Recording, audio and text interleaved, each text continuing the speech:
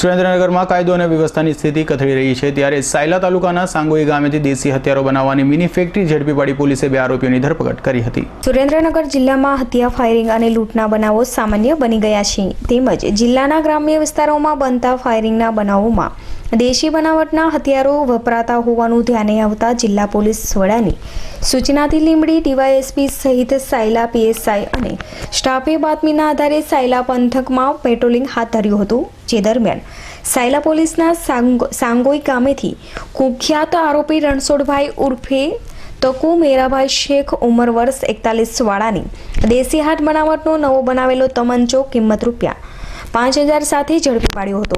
આરોપી પાસેથી દેશી બનાવટની બંદૂક તેમજ હથિયારો બનાવવાના સાધનો, વેલ્ડિંગ મશીન, લોખંડની પ્લેટો, કટર, બ્લેડો, પિસ્ટન, હેડ્રીલ, લાકડાનો પાટલો સહિત ₹27000નો મુદ્દામાલ કબજે કર્યો હતો। જ્યારે ઝડપાયેલ આરોપીઓની વધુ પૂછપરછ કરતા ગુનાની કબૂલાત કરી હતી અને છેલ્લા 1.5 વર્ષથી પોતે લોકોના ઓર્ડર મુજબ હથિયારો બનાવી આપવાનું હોવાનું જણાવ્યું હતું। Kalpesh Vadher, V News, Limbdi, Surendranagar.